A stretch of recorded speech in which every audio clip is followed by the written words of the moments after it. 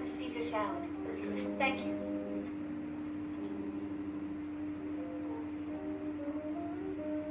Well, now tell me, what was so important that I had to skip biology lab? I really feel bad about that. You never should have said yes.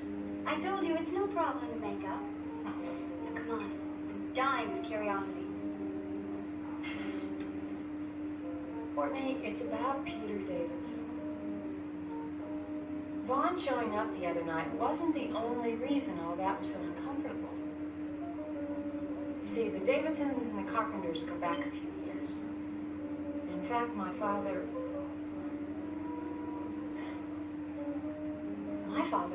hates Peter's family. Ben, glad I caught you here. I didn't want to have to do this in the clinic. Do what? Here, let me take your coat. No, it's okay. I think I better keep it on. Once you hear what I have to tell you, then you're probably going to want to throw me out.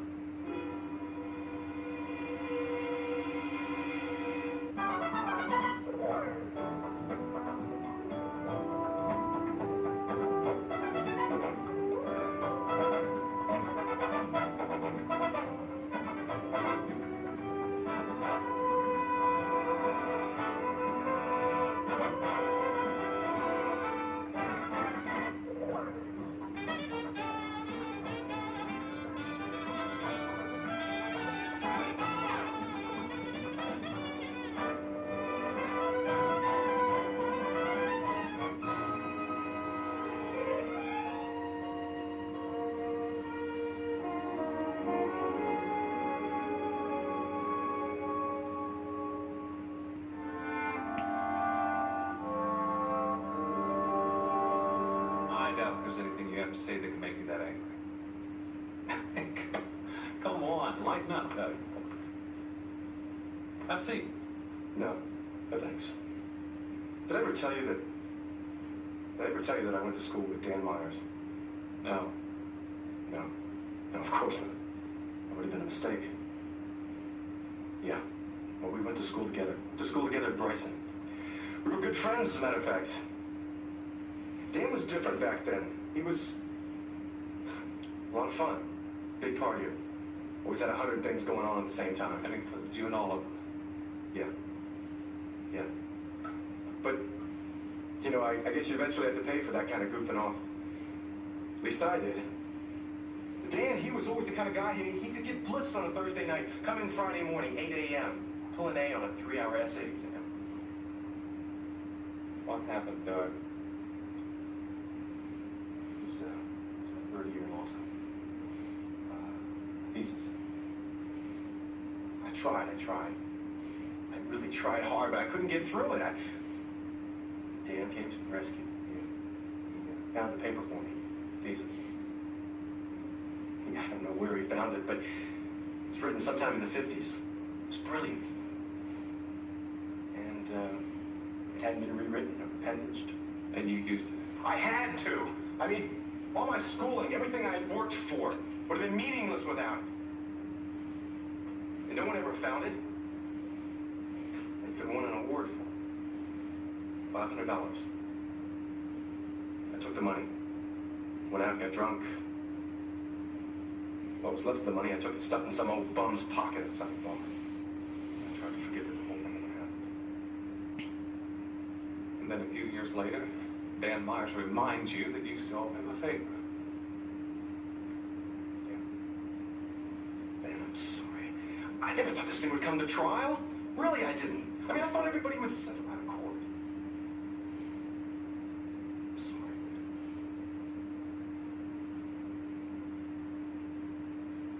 But it's only an editorial in the local newspaper. Look, you boys in Washington tend to get very nervous at these very small things. But my mail is running 3-to-1 in my favor. This won't hurt the party. Look, the DA has promised me that he's going to take care of Andrea Summers' testimony in his summation. I don't know. Anytime. And when he does, I'll just hold a press conference and elaborate on his arguments, and we'll take care of all the objections. Fine. Yes. Yes.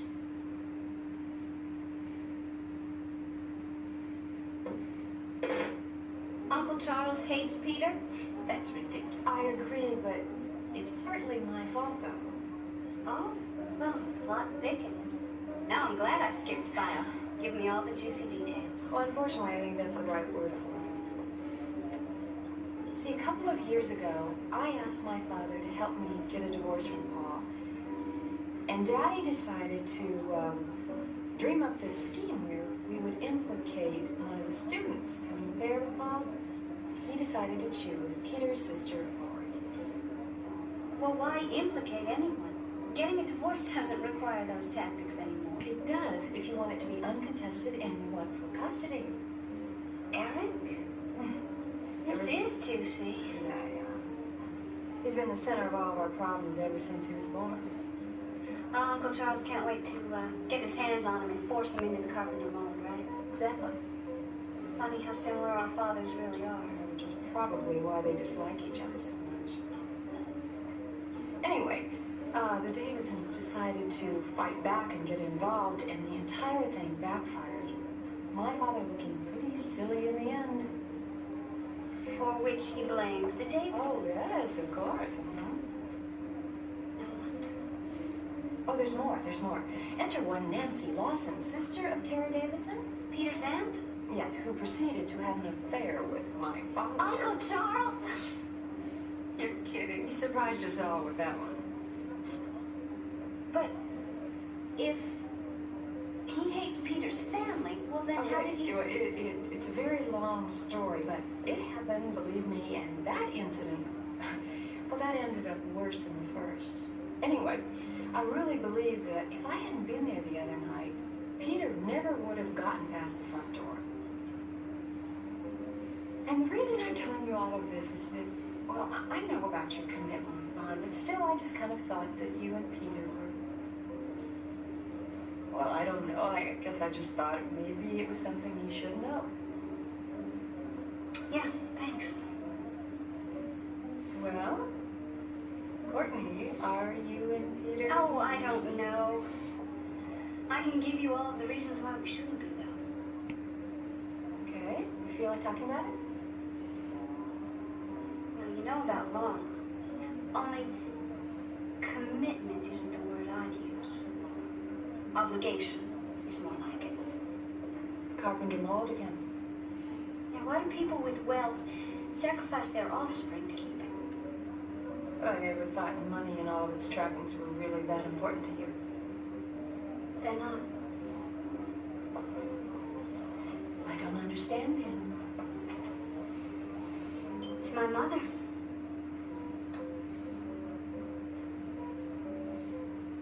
Guess this is a day for family secrets, huh? She's a lot sicker than anybody ever let on. Well, she has her good periods, but that's all they are. They're not permanent. See, the doctors and the psychiatrists say that she'll never be well. I'm sorry. Yeah, I'm sorry too. And I'm angry. I love my mother, but even royalty isn't treated as well as she is. You know, that's not a mental hospital that she's in. It's some fantasy land. And my father's waving the magic wand to make all of her wishes come true. Only the magic wand, the treasure chest, is just about empty.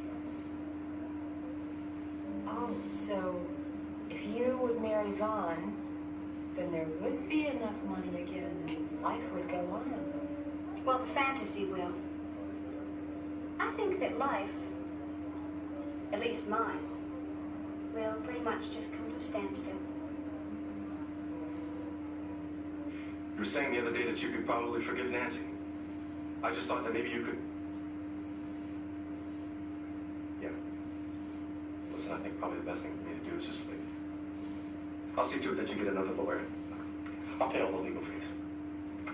If you do that, Dan Myers will know that I'm onto it. He'll also go to the bar with your story, and that would be the end of your career. Yeah. Be a pretty fitting end, wouldn't it? Maybe. Please close the door.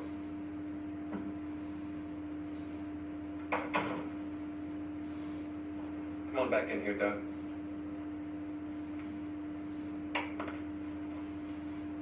Sit down. Thanks for having the courage to tell me this. I know it would have been easy for you to keep me in the dark. Yeah. Just wish I had the courage to turn Dan down. But we can go on from here. I mean, this really doesn't mean that the case is lost. Well, not as long as I get a chance to stand in front of a jury and tell your side of the story. Dan's expecting a pretty weak rendition of it, but you can't stop me once I start. Good. Good. Why aren't you angry? Have I given you that impression? I am very angry. But I know that wouldn't do any good to give the free rein. Now look, you've asked to be forgiven, and I know you meant it. And I have an obligation to forgive you. But I'm not there yet. I'll try, but you're going to have to give me a little time. Thank you. Hi. Hi. Hi, Doug. Hi. Ben, I'm glad you're back. And I'm glad you're here too, Doug. I had a visitor earlier. I'm afraid it's bad news. Doug and I have some news too.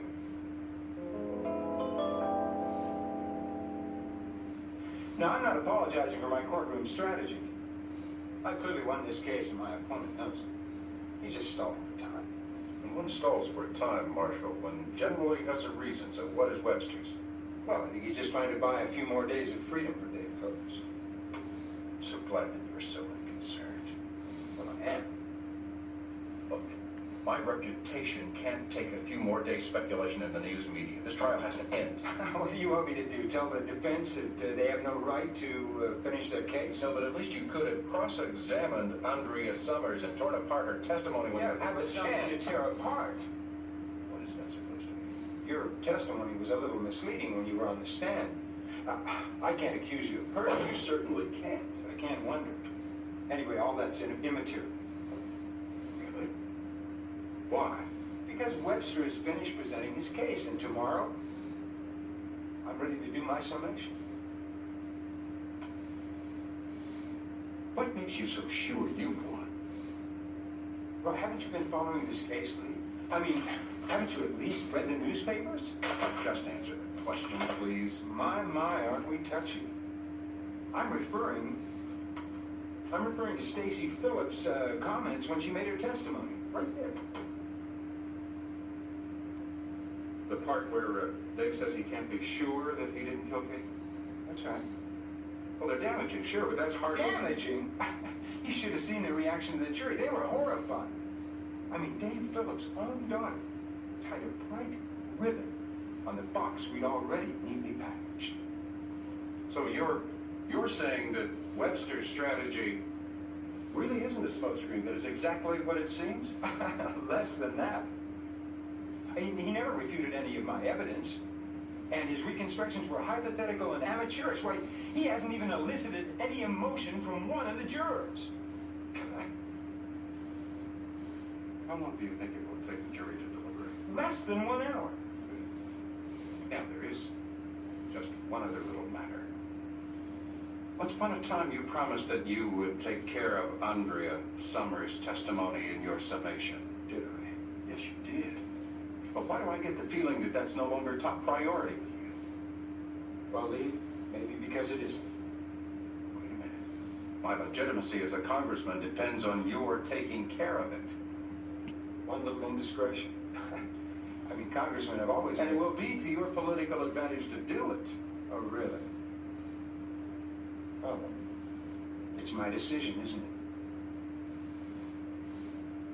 Excuse me.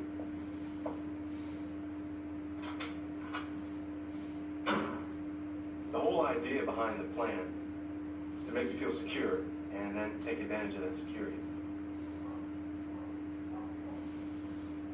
I see.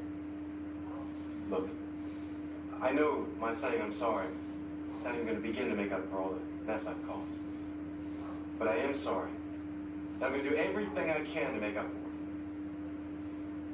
Of course you Why did you decide to tell us? You were so trusting. I mean, every time I came over here, you either thanked me or told me how much confidence you had in me. It got to the point where the guilt was just too much. And then Ben the other day was telling me, give me that little speech about how you were going to forgive Nancy. Well, that was the topper. I went to see Nancy this morning and told her the whole thing. I told her about Julia, the fake divorce, everything. I don't know what she thought about it, but I figured she had a right to know. You know, she came over here to see me about an hour ago. What did she say? Well, she told me that she had talked to Doug, and she thought you had already told us about the Julia and Dan plot. But it doesn't matter. It doesn't make any difference anyway. The fact is, Nancy still wants to give Dan the benefit of the doubt. What? Oh, come on. She can't be that stupid. Oh, come on, she's just setting herself up for another con. I know. I tried to tell her that, but she says he deserves to tell what his side of the story is. But that does it. I've had it. I've had enough. I'm going to go to the Bar Association. I'm going to tell them the whole story. No, just calm down. If you do that, then you're finished too. Yeah. I just don't care. Well, I do care. You're no good to anyone if you're disbarred. Yeah, neither is Dan Mimes. And then this whole malpractice business would be through. No, we don't know that. Nancy'd probably just get another lawyer and he'd pick right up where Dan left off. No. Let Dan think that you're still part of this double cross. Let him go into the courtroom overcome. That's the only way I can see us getting out of this. Did you tell Nancy that you were going to talk to Ben? Yeah. Yeah, I did. Another stupid move, huh? Well, I'm really a big help, aren't I? Well, we don't know that she'll tell Dan. Seriously think that she won't. Well, You think this is going to be one of those things that we can just laugh about in a few years? I mean, it is kind of funny, you know? Here we are, the sheep trying to outwit the fox. You know what I mean? I think I'm going to go start dinner.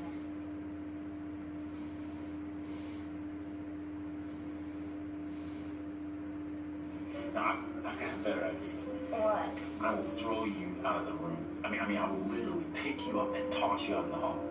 Be serious, really? I am. I promise I won't hurt you. Look, I believe this should be realistic. That's right, or else Nancy's not going to believe. But physical violence. Well, I mean, we've already done the screaming routine, and this is just going beyond that. That's all. What could possibly get me that upset? I thought you'd never ask. Remember this? I sure do.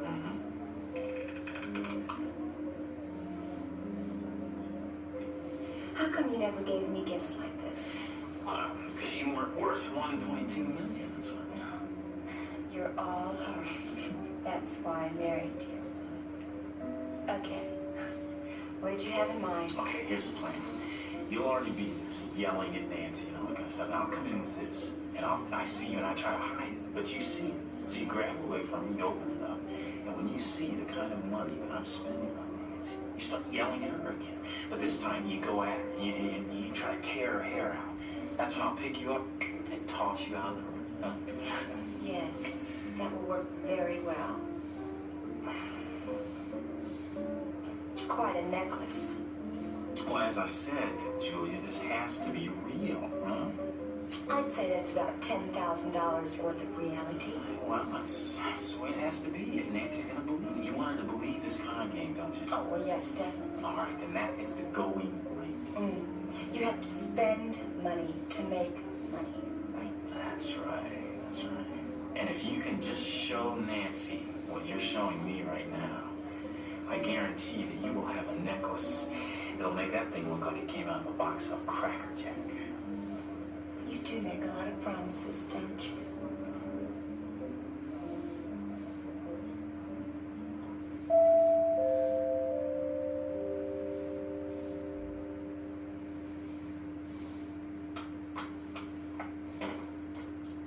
Yes? Oh, yes. Is this the Carpenter household? Yes, it is. Oh, good. My name is Jeremy Lancelot. I have an appointment to see Charles Carpenter. Oh, I'm afraid he isn't in at the moment. He's not. Okay. Well, could I leave a message with you, or could I maybe?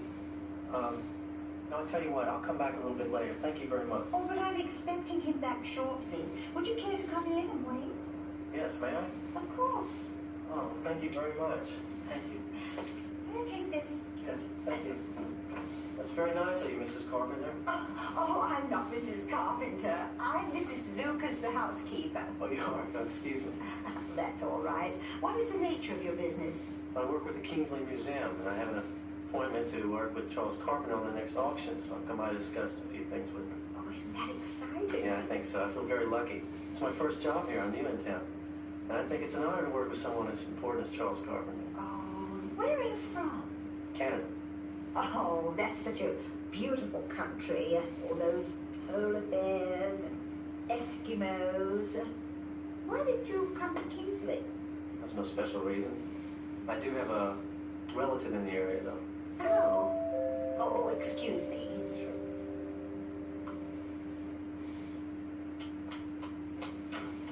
Oh, Mrs. Mason. Hello, is my father in? Oh, I'm afraid he isn't. But I'm expecting him back momentarily. Won't you come in and wait? All right, thank you.